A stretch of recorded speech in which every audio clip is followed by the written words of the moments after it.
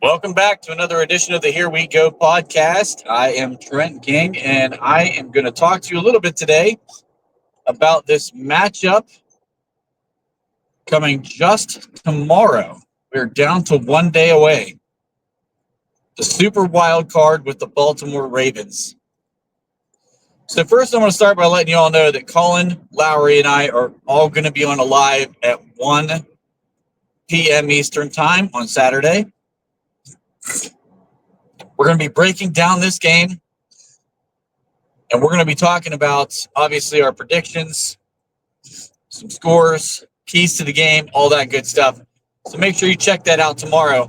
But as of today, the thing that I want to talk about is the question of whether or not a healthy Pittsburgh Steelers defense can stop this Baltimore offense. If they can't stop them, can they at least slow them down? So here's the thing. Everybody's going to look back at this 4-game skid, and rightfully so. Everybody's going to look at the Baltimore game where Baltimore put up over 30 points, rightfully so.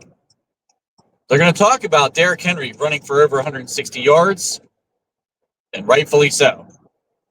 The thing to remember is that the first game against Baltimore, we didn't score a single touchdown. So as we've been looking at this offense and talking about how bad this offense is, Russ did move the ball both games against Baltimore's defense. He gave up too many turnovers and cost us the game the second time, while the defense couldn't stop Lamar and the offense at all. But the first game, we did not score a single touchdown, and we won that game. Granted, it was at home in the confines of Acrisure Stadium, but it's noteworthy because our defense, the second time around, we're missing two key pieces. We were missing Deshaun Elliott. We were also missing Larry Ogunjobi. And for as much crap as I gave Larry O in the offseason, Larry O has been a pretty solid piece to this defense all year this year. I mean, outside of a Baltimore game, he really has been fairly healthy the remainder of the season. He's not been popping up on the injury report every single week like he's done in years past. And he's really been a healthy contributor and has been a pretty key part to stopping the run for this defense. So when he was out, it was pretty evident that Baltimore wasn't running at Cam Hayward. They were running at missing Larry Ogunjobi. And another big piece is Deshaun Elliott is a huge part of stopping the run and the back half of that defense. And for all the things that Minkah Fitzpatrick does well, it's just evident that Deshaun Elliott's a more violent hitter. He's more aggressive in the run game.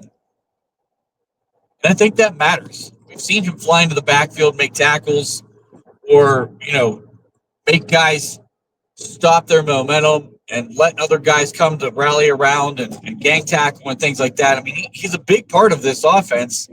And missing both guys, especially Deshaun Elliott in that game, I thought was absolutely crucial and a big part of why we had so much trouble.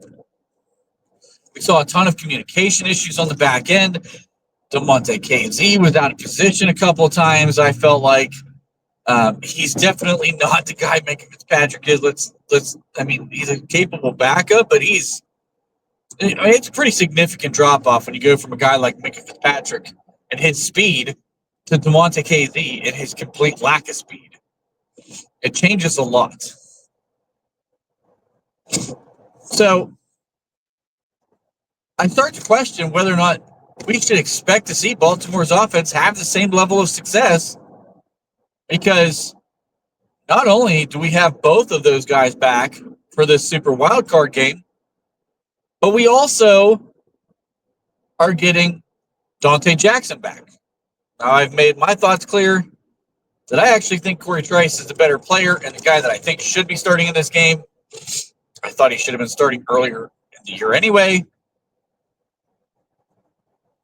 Not early in the year, but I should clarify that. I mean, I've thought Corey Trice should be playing more than he's playing. And then after I saw him play the Kansas City game and then against the Chiefs, that dude I think should be our starter.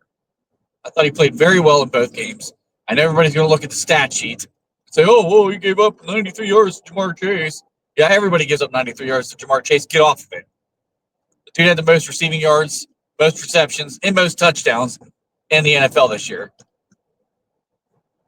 You hold him down to 93 yards and a touchdown, and you're doing just fine. Trust me. Especially on the night. But Dante Jackson, for the Dante Jackson lovers out there, he's back. We're, by all accounts, defensively, we are at full strength. And this team gave Lamar Jackson absolute fits the first time around. They stopped Derrick Henry for the most part. The first time around, they did not let that run game get going. They forced the ball into Lamar's hands, and Lamar could not do anything. That's the key to this game. So I do think it matters that despite a 4-game skid, that this defense is fully healthy going into this game, because quite honestly, the defense is what could win this game if we're going to win the game.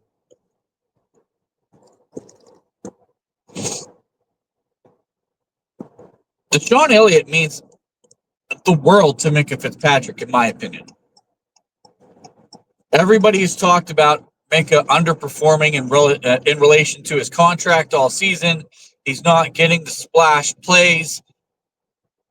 You're right. That is a fair thing to say. But the part that people leave out is Minkah is negating so much on the back end that we don't see the big plays downfield. He's a part of what makes an offense work their way down the field slowly rather than taking big chunk plays, because the offenses don't want to throw at the guy. So when he's back there in single high or even in a 2-high look, or if they're in a 3 deep, it doesn't matter what it is. If 39 is back on the back end of the defense and not in the box, it takes away a lot of the big play threat that offenses want to get. So believe me when I say that having Deshaun Elliott back means the world to a guy like Minkah Fitzpatrick. It lets him do what he does best, which is take away an offense's ability to go deep.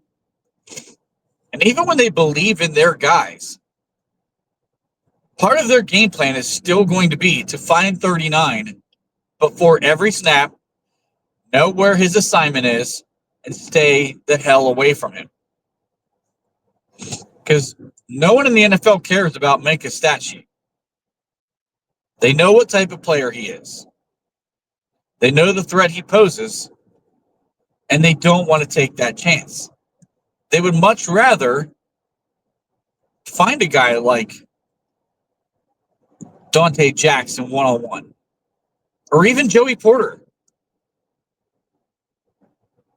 They'd much rather find a matchup with a linebacker on a tight end like Mark Andrews, or even Isaiah Likely, that they feel like they can exploit. They do not want to put the ball around number 39. That's just a fact. You know that by the fact that the players voted him to the Pro Bowl.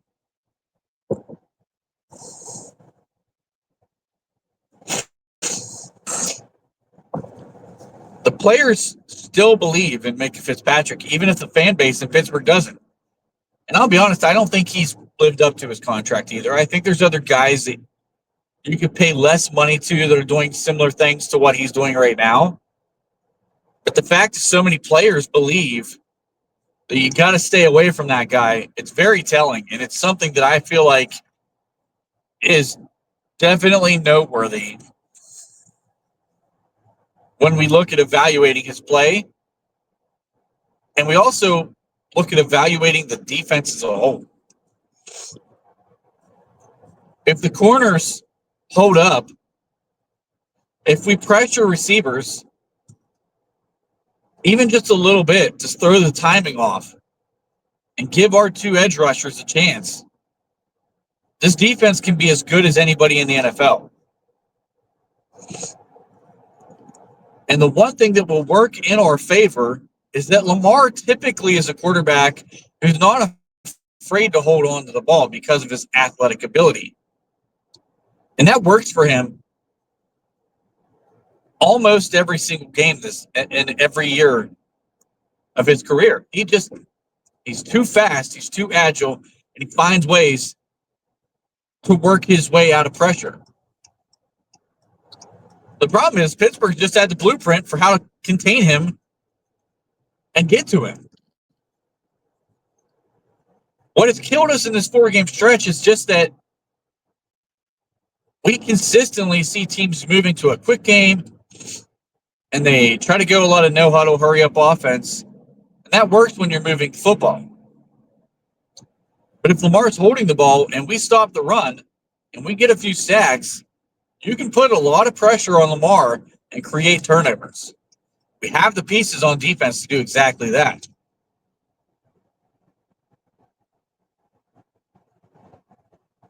My reaction to watching the Cincinnati game was there was no way we're going to beat Baltimore. We're going to get beat by 20 to 30 points. But as I've had time to kind of calm myself down, because I'm still a fan, just like all of you, and bring myself into thinking about this game a little bit more, I think the defense is going to keep us in the game. It's more of a matter of what the offense is capable of doing. I do think the defense is going to need to create turnovers, probably 2 of them, in order for us to win this game, or special teams comes through with a turnover. I mean, that's always on the table as well. We know the special teams unit has been fantastic all season. But I really think that a healthy Pittsburgh Steelers defense can stop Derrick Henry from going off like he did in this last game. They're not going to shut him down completely. But if you can hold that guy to about 3.5 yards a carry, maybe 70 yards total on the ground, I think you have a chance to win. If Derrick Henry hits over 100 yards rushing, it's going to be a long day. I think that's where the battle is going to be, because I still believe if we put the ball in Lamar Jackson's hands, we're going to have a chance to win this game. Guy has been phenomenal all season. He's putting up a season no one in NFL history has ever done. And it's incredible that we talk about him this way in Pittsburgh, but the reality is he's not the guy that beat us last game. Derrick Henry did. We've still not seen a monster performance out of Lamar Jackson against the Pittsburgh Steelers defense, and I think that it's something that we should hang our hat on, and I think we should go after him again this game. I mean, I don't know what the game plan is going to be defensively. I really like – I really honestly, I feel like we should be man up the whole game and let Minka Fitzpatrick cover over top and just force Lamar Jackson to beat us. It's hard to stop the run that way. I get it. I know that's not the smartest move in the world. But I feel like he's going to turn the ball over. I feel like the pressure is going to get there. We just got to slow Derrick Henry down. You just can't let him run crazy. We'll see what the team decides to do. Again, we're going to spend more time breaking this game down tomorrow. I hope that all of you can join us. Should be a lot of fun to talk about. It's playoff football. It's a rivalry. I mean, if you can't get excited for a game like this, even if your team's not playing well, I don't know. I question whether or not you're an actual fan or if you're just somebody who loves to live in misery because it's going to be a ton of fun. Hopefully, we come out on the right side of things. I hope you all join us again. Like I said, as always, like, share, and subscribe. We will see you tomorrow.